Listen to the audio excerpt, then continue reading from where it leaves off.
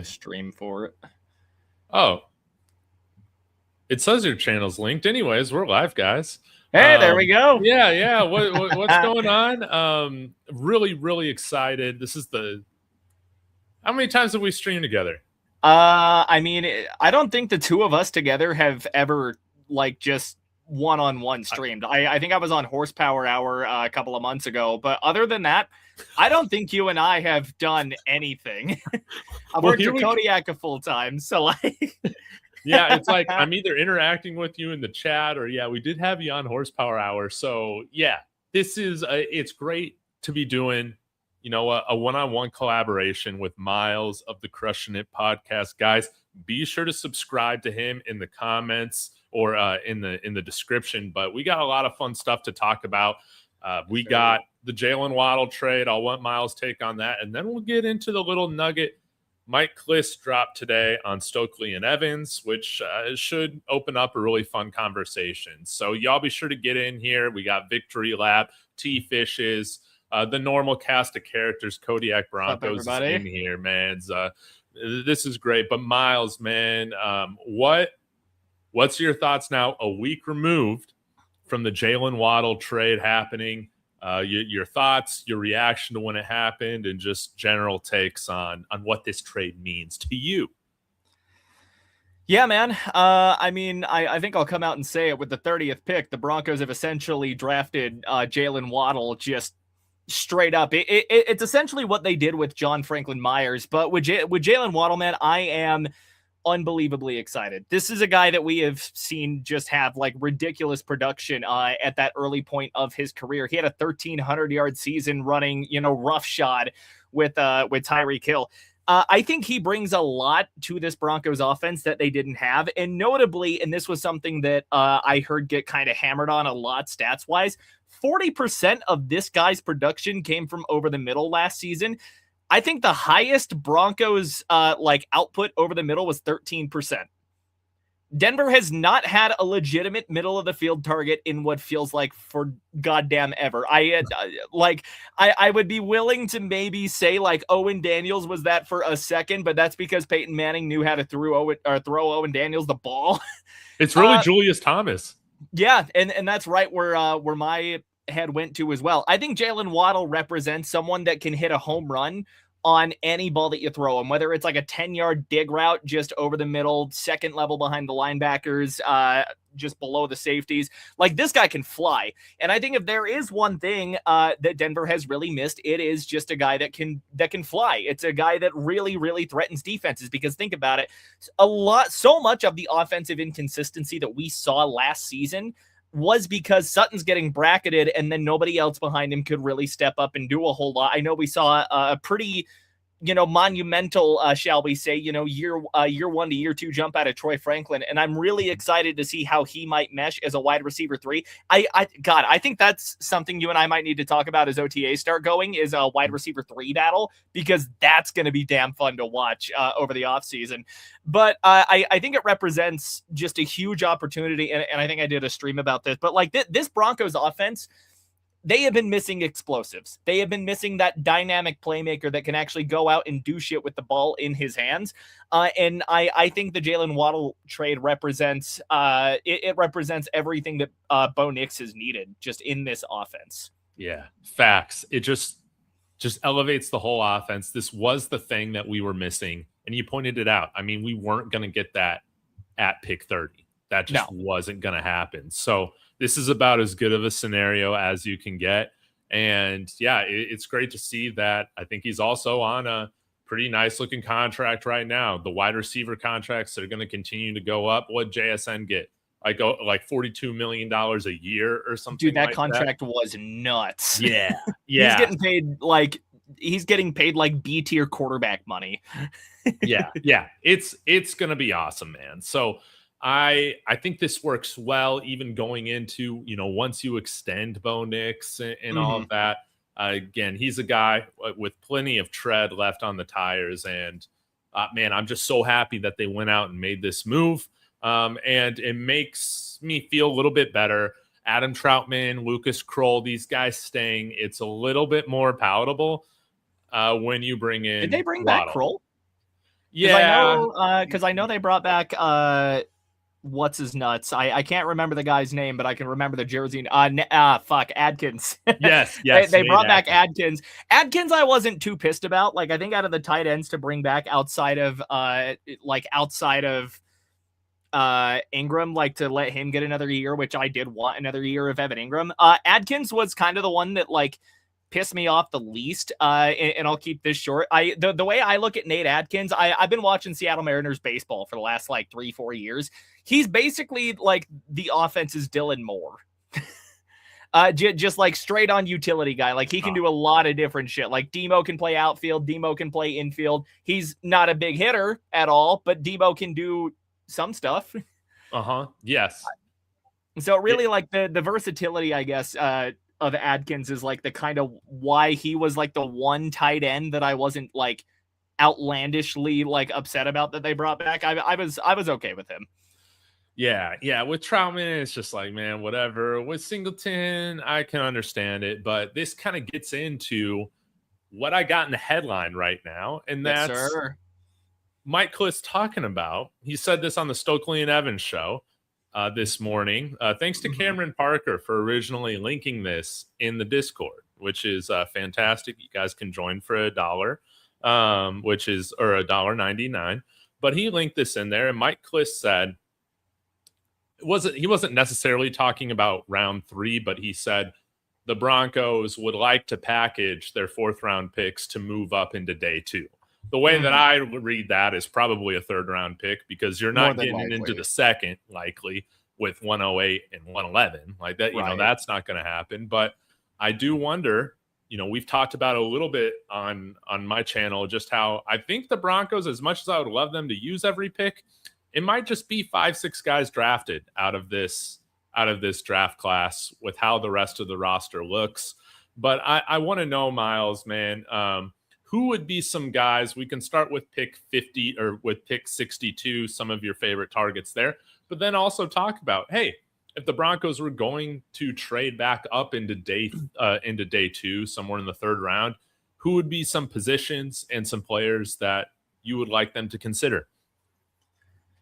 Yeah, man. So when it comes to pick 62, really my kind of, and this has been my idea all off season, oh my God. If Denver's going to like, even with these high picks, I think linebacker has to be one of the first positions that is addressed. So when I did my mock draft a couple of weeks ago at 30, and this is pre Waddle trade, because I did this before legal tampering even opened, it was CJ Allen that I took. I didn't know if he was going to fall to 30. I was just playing at how the draft was going, but I really thought like, Denver has to go linebacker, I feel like, with a higher pick, because I do feel like that is one of the 2 most pressing positions right now. Whatever your thoughts on Alex Singleton or Stranad, I think it can be said that Denver's weakest position, or Denver's just weakest spot, has been in the middle of the defense for whatever reason or another. That usually points to the linebacker spot. I like Anthony Hill at 62. Yes. I really do. Texas kid, 4'5", 40, and guy just has the size for it. 6'2", 238. He's and this is NFL Draft Buzz that I'm looking at. So he's 5th in the class at the linebacker position, which I think could certainly, with how many other teams are going to be taken probably for need first 2 rounds. I definitely think there's a scenario where Hill maybe wiggles down to 62. If not, I do think that there are still some rather solid options behind him. Jacob Rodriguez out of Texas Tech, I think, is a guy that they could look at as well. He's a guy that I've heard pretty highly of. Mel Kiper recently said they see him in the 3rd round. Really? Isn't that insane? That's if he's there at 62, I feel like surely, like 100%. Especially if you've got a guy like Anthony Hill off the board. I like Jacob Rodriguez. I feel like has been kind of one of those under the radar names. 6'1", 231, 4.57 40. I definitely think that like one of these higher picks are going to be spent on linebacker, and I think they are going to be a guy that gets a significant amount of play time. Denver hasn't really made a move on LB3, so I don't know if they just believe in somebody in the system like a Lavelle Bailey, who is kind of my A.T. Perry, personally. Yeah, Lavelle Bailey is that guy. Tell me more about that. Tell me more about that. I So love that. I remember, I don't remember if it was 23 or 24, but I think Singleton went down or something like, or somebody went down on the defense, and they call Lavelle Bailey up for a game. And guy just balls. Like, I'm sitting there watching him like every time he's out on defense because I'm expecting the absolute worst out of this because I'm like, practice squad linebacker, oh God, we're getting carved up the middle. And Lavelle Bailey, like, I can't think of a tackle that he missed in that game. Like, it was like guy was just doing numbers, probably had the, like, eye test wise, probably like what I thought was the best linebacker play. and then they just relegated him to the practice squad. Trav makes a good point though. He probably won't play over Karene Reed, who also will factor into that LB3 kind of competition, because I think there's a couple of third spots on the depth chart that are really going to be up for grabs in the offseason. Wide receiver 3 for 1, and then linebacker 3, I feel like is definitely going to be an open camp battle. And if Denver wants to bring in somebody that they think can really not only gain it like an upper hand, but really make an impact early on this team, even as a rotational guy, with where they're picking right now at 62, and I think somebody said Hill wouldn't fall to 62, and there's a very good chance he doesn't. But you've still got decent options. I think Jacob Rodriguez could be a pretty solid snipe there at 62 if he falls that far, because I do feel like there is a chance he goes. But when it comes to Denver trading into the third round, there's got to be a guy that they like, and I really my mind goes to tight end. And I don't know if that's like me projecting maybe the front office heard all the shit they were getting over not doing anything at the tight end position, or if or what have you. But like I know that like this tight end class isn't super crazy. I still think there are some quality options. Justin Jolie is a guy that I've heard you guys talk about quite a bit as well. And then kind of a little further up the board, because I don't know how many of these tight ends are going to go day 1 or early day 2. Eli Stowers, not really an inline guy at all. He's going to be more of like the F type that a guy like Ingram is. But then you got Max Clare, Sam Roush. Like these are guys that like could still line up here, and I think give Denver something that they. It feels weird saying that like they haven't had, but they haven't had anyone that can line up in line but still like go out and put up okay receiving numbers.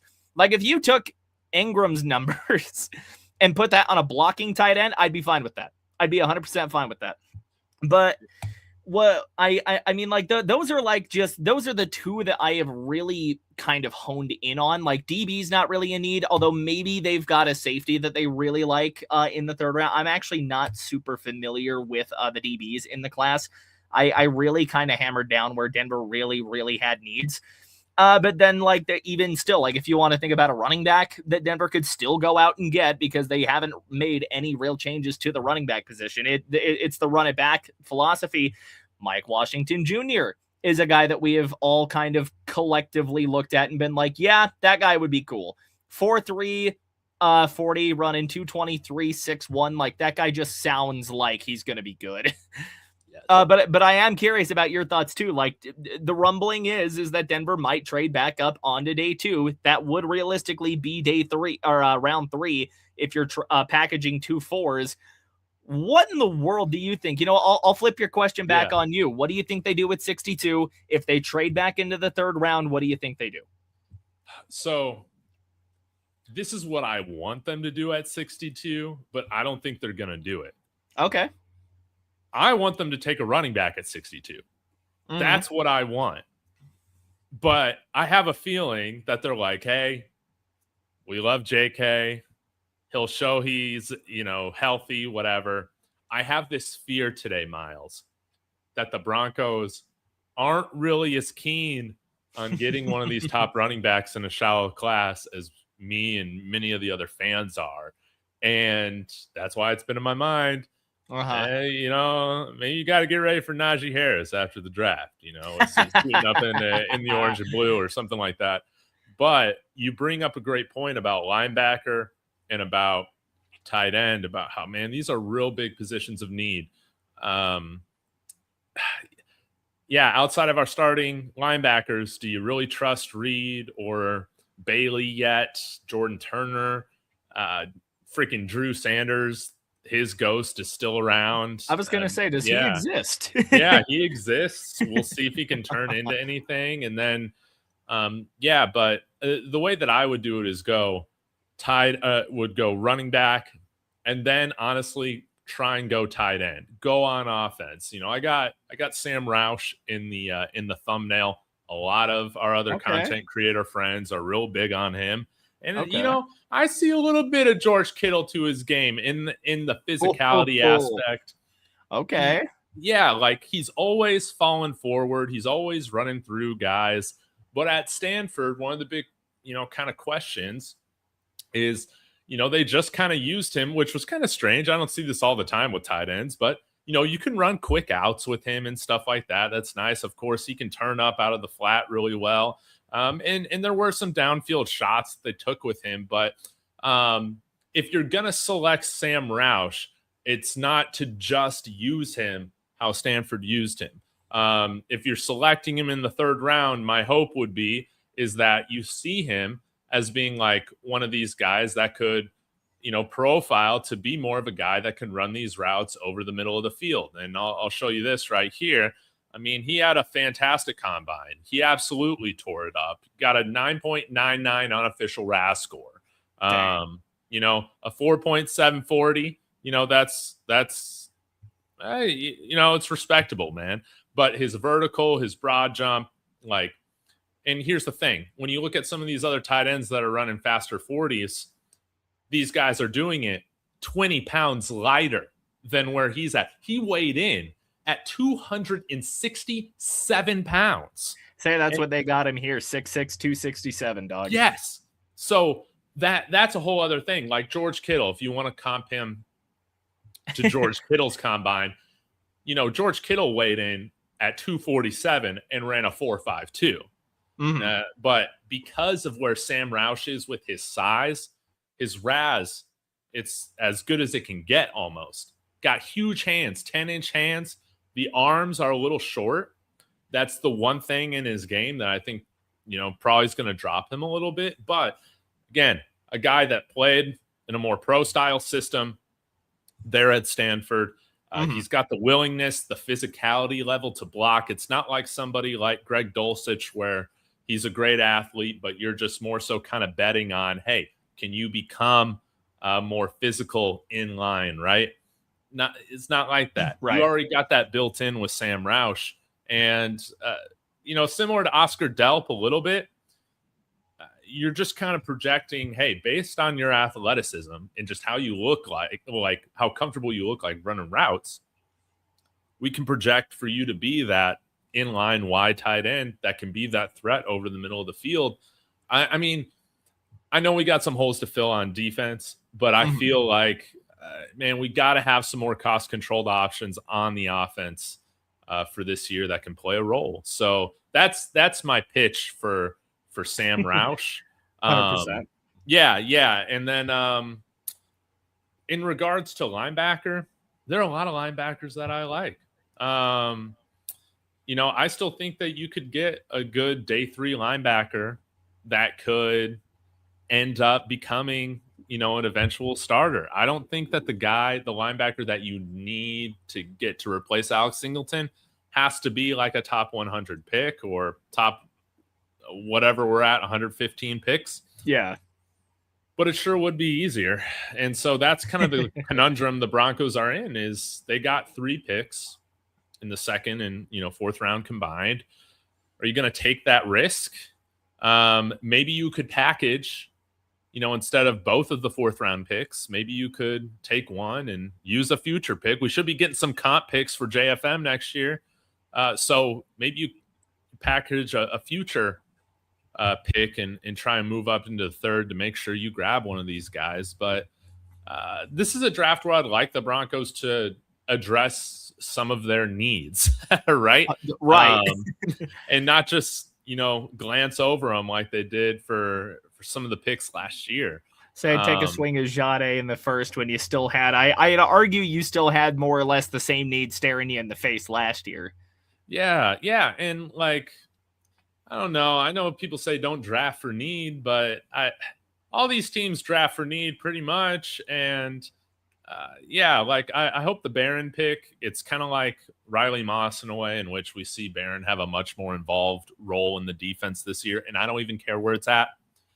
Right now, Devin Key's our third safety. So maybe you see him play like both DB and safety. I'm happy with that. I just want Barron on the field more because I feel 100%. like he's a very talented player. But I mean, dude, we could have just drafted Quinshon Judkins. That was such a huge need for us last year. And like, it wouldn't even be a thought this year with where we're at, you know? So, yeah. Oh, man, BK saying Roush ain't blocking any of those ends with those T-Rex arms. And that's the thing, man. 30.5-inch arms. They're a couple inches shorter from where you'd want them, at the very least. But kind of thoughts on that generally. So I do want to touch back on Roush because this is arms aside here. Like we're assuming that the guy can at least chip at this point, and that's what I'm gonna roll with. If he's got at least enough in his game to be able to like chip ends off of the line and then just get out on a route, like I think that could open up a little bit out of the play action game because I do know that is something that the Broncos kind of lean on despite the very inconsistent running game that they have had over, you know, God knows how long since, you know, Booker and Anderson were tearing it up way back in the day. But what I will say though is I don't hate the Roush idea. The arms that is a critique, and that it is a valid critique.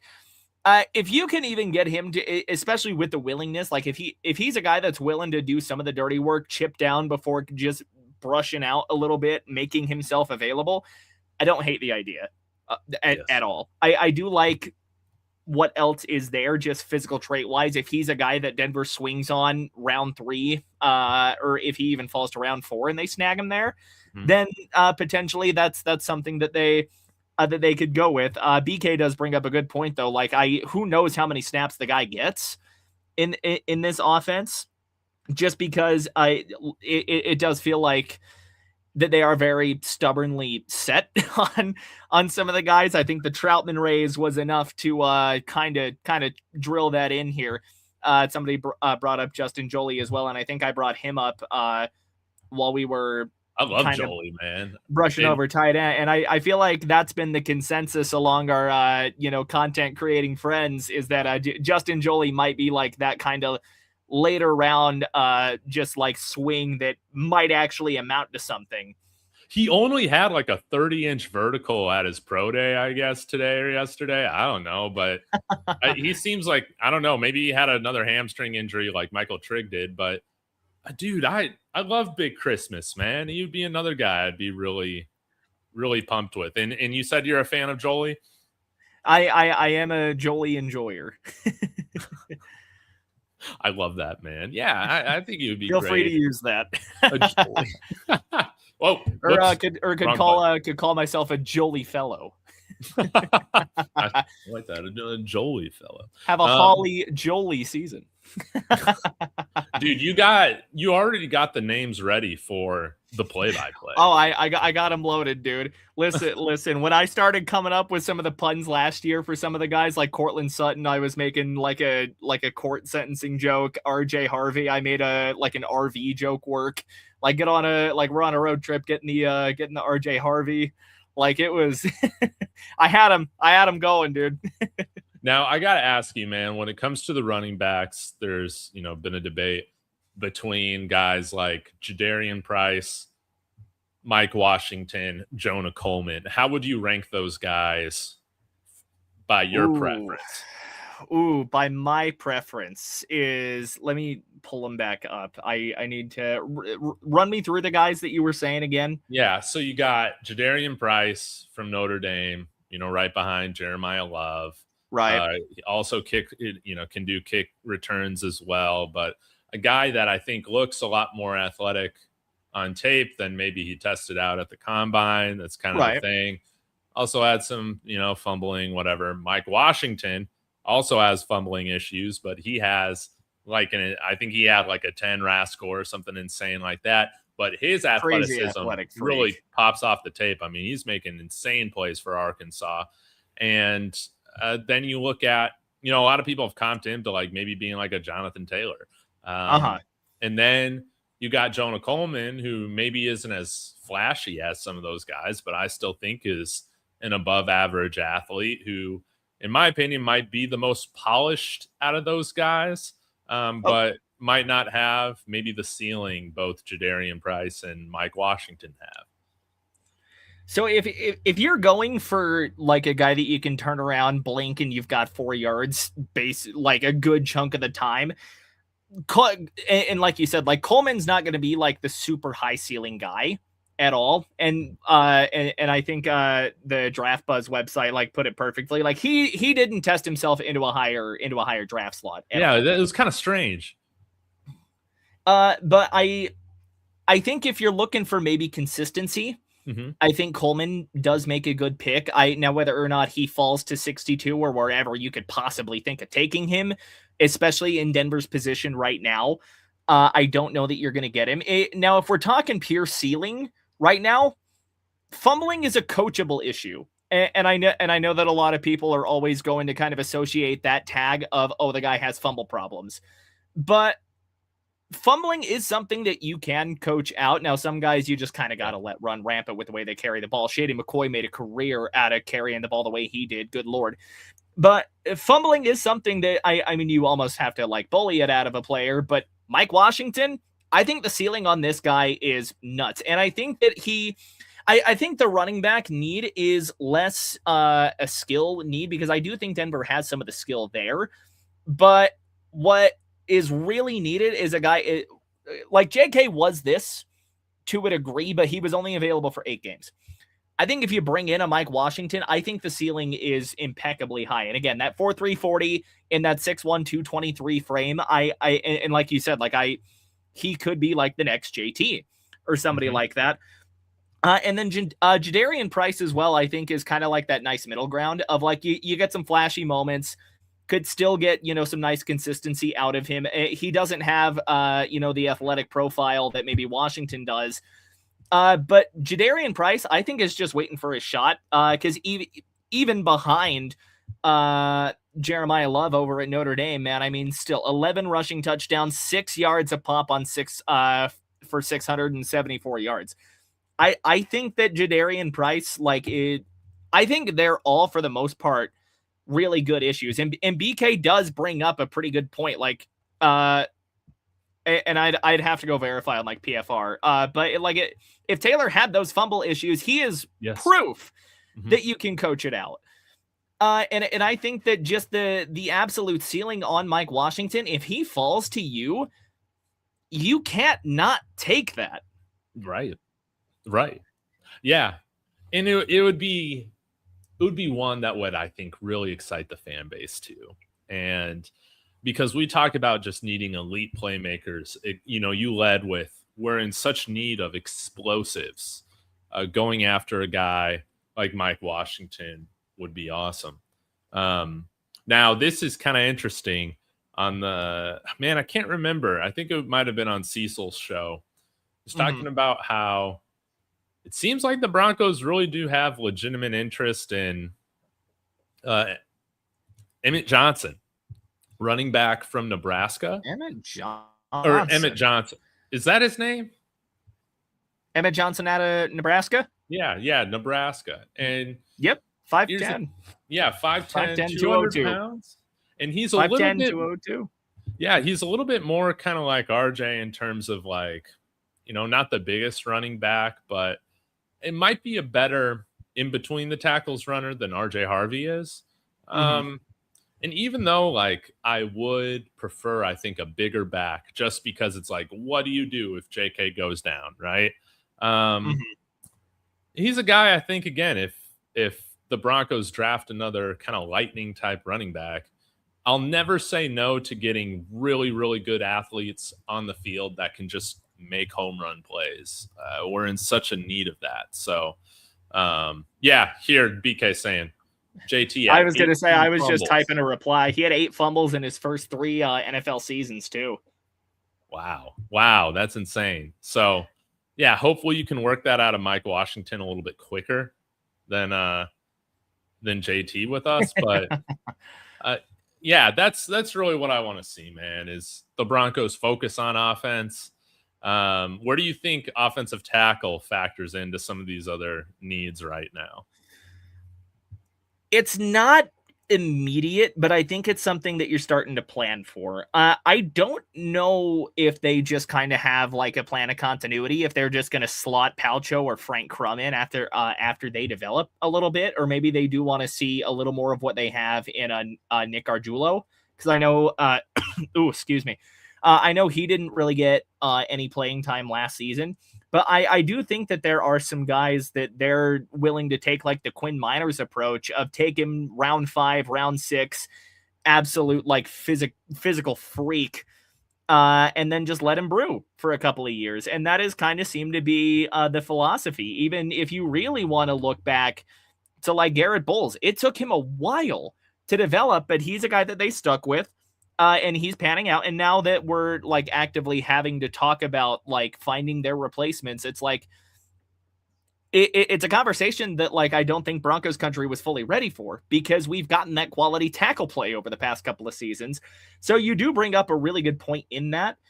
Back end of the draft, and I don't know how this tackle class is going to fall out. I had Denver taking an offensive lineman during my mock draft. Now I'd have to remember which guy in particular, but a guy that they could look. I don't think it was this guy that I had them taking, but they could look at someone like a Brian Parker, 6'5", 309. I'm not the most versed on like all the draft stuff, and I wish I had the time to really do that digging. Yeah. But just like on NFL Draft Buzz, like the first thing that they point out in his strengths is that he's outstanding pass protection efficiency throughout his career. Didn't really allow clean shots to the quarterback, which if you're looking for a blindside guy to come in and develop behind Garrett Bowles, that's going to be your guy. The knock on him is that he doesn't really below average arm length, and that is something that can get you killed as an offensive tackle, especially if you can't shoot your hands out. That is something that could force you to project more to a guard than anything. But again, you know, the plan could be maybe we let Frank Crum develop another year, and then slot him in at one of those tackle spots, which I don't know what that's going to look like. I think the next man up really for that, and I don't know if it's going to be Palcho sliding to guard or what the idea is going to be. I think Palcho has played both right tackle and left guard very well when he's been asked to. I think that succession plan's there. I don't think you need to look as hard at right tackle as you do that blind side. I think you can slot Palcho over to the right side once McGlinchey's gone and be A-okay. But left tackle, I don't think it's that immediate of a need, but you do need to start thinking about a succession plan. I think, BK brought it up. Like 2027 might be where you take that first round left tackle. Yeah. Not necessarily a glaring need right now, but I do find it interesting. Luca Evans tweeted out today, the Broncos got 3 confirmed top 30 visits, one with tight end Eli Stowers from Vanderbilt, Boston College's offensive tackle Jude Bowery. That's the guy that I had him taking. Oh, you had him taking Jude Bowery? I had him taking Jude Bowery. I don't remember. I'd have to go find the screenshot because I think I in the middle round somewhere. In my PC. I think I had him in like round 5.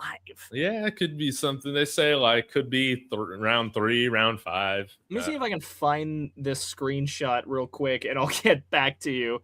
I think I found it. I think this is it. Yep, that would check. It's before free agency. Yep, I had them taking Jude Bowery at 130. Ew. That would be fantastic if we can use a 5th round pick on a guy that didn't even let up a sack this past year. You know, that's awesome. And then the Broncos also have Illinois offensive lineman. I don't know if he's a tackle or guard, but Josh Geske. And it looks like they canceled their top 30 visit with Casey Concepcion, given the Waddle trade. So that makes sense. But yeah, it does seem like, they do have their eye on a few of these offensive linemen. We'll see if they go and get them. But question for you, Miles. I mean, we talked a lot about some of these other tight ends that might be more in line, but what are your thoughts on, Stowers with the Broncos having a top 30 visit with him? Are you, he seems to be a very divisive prospect. Are you pro Eli Stowers on the Broncos or anti Eli Stowers on the Broncos? In terms of, and this is me kind of racking my brain a little bit, Denver doesn't really play rookies, not under the current coaching staff.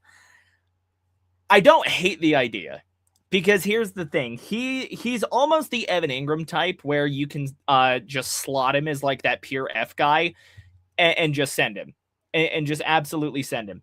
I don't hate the idea of drafting a guy round 2, round 3, bringing him along for a year, maybe teaching the guy how to block, because that is usually what is the hardest part of the tight end transition from college to the NFL. If you draft him and give him like a year to really kind of develop, work him into the game every now and again, and, kind of pray to God that everything goes right without injuries, you don't got to thrust him in too early. I do not hate the idea of Eli Stowers. I think he would be kind of in the same vein of what Ingram was at his best. He's fast. You can work him over the middle. You can throw him the seam ball. I don't hate Eli Stowers. I think I had them taking Stowers in that same mock draft. I had them taking him at 94. Dude. Yeah, I know he can't block, but dude, I love Eli Stowers. I think he's the best pass catching tight end. I know he can't block, but yeah, maybe it's something you can actually teach him. If you can't get him, guys, I'm starting to warm up. To Michael Trigg, man. This guy has a 7-foot wingspan. The guy's ginormous. He's an athletic beast. Get some more playmakers. And but maybe you draft 2 tight ends this draft, okay? You can get your blocking tight end and your receiving tight end all in one, man. So that would be awesome, man, if we can get Eli to block. But Miles, I know we've gone a little bit over. Thank you for your time. I got one last question for you. Yes, sir. All right. Now that we're past the first few waves or whatever of free agency, name one guy right now that you would like the Broncos to sign. We have one outside signing. Of course, that's safety Tyson Anderson. But who's going to be the second outside signing for our Broncos? If I have it my way, I still really like the idea of bringing in David Njoku. I do think it shifts your draft priorities, but Njoku's been a pretty consistent presence over in Cleveland for years. The guy blocks, and Todd's with me as well. Yeah. I like bringing Njoku in. I think you get that nice kind of multi-use tight end where like he can go up and catch touchdowns, but he can also put a mofo in the ground too in the running game. And I think that is something Denver kind of is sorely lacking at tight end, no matter what Adam Troutman wants to tell you. Love the guy. He doesn't block that well. Yeah. No. Does not block very well. You're not that guy, pal. Yeah, get me Njoku. He only gets cheaper the longer this thing drags out, and we got $19 million in cap space. So we got cap to spend. It would be great having him out here. And I agree. It would change the calculus a little bit with the draft, which I think would be nice a little bit. But Miles, again, thanks for joining. We got to collaborate again soon. This flew by. Let the people know, man, where they can find you and what you got coming up soon on your channel for them to look forward to. Yeah, man. So the handle, I probably should have actually, I can, you good if I throw my handle in? Dude, absolutely. Just toss it in the chat, man. Just, I can't remember it off my head. I don't really have socials. I linked it in the description of my show. Oh, you did? Okay. So, yeah. So yeah, that's, in the description. Yeah, man, if you want to sub and you like kind of my whole shtick, I'd appreciate it. We're pushing to 500 right now. I think we're about to 430. But yeah, man, so I was gonna do, I had some breakdown stuff that I was thinking about, maybe kind of just looking around like potential free agents we could still go and get. So maybe that plays into the Njoku thing. Still working on like this big ass video that I'm still working with. That's like the big 2025, story whole thing. There's still some stuff to work on. I haven't quite had as much time as I wanted to work on that lately. Just working full time sucks, but if you're watching on my end too, like go sub to David as well. I appreciate the hell out of this guy. I gotta actually go put your thing in my stream description real quick and actually help that. Don't stress it. Dude, I realized I'm wearing a Coors Banquet shirt and you got Budweiser and Busch on. This is like Busch Light battle Lime. of the beers.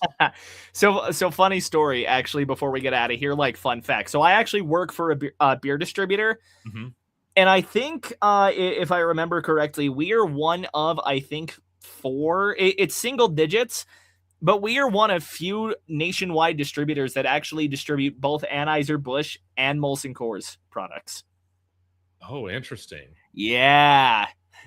So that's it. It's kind of wild. So there's, and it's funny. So there's only one store that I have. It's on my route that I can only deliver Coors products to because there's an AB distributor closer to that stop that they buy their Anheuser stuff from, but then they got to call us for Coors and Constellation, which the Constellation's like your imports. So that's like your Pacifico, Corona, Modelo, stuff like that. And then like there's some local stuff that we take out as well. But hey, we're almost in season.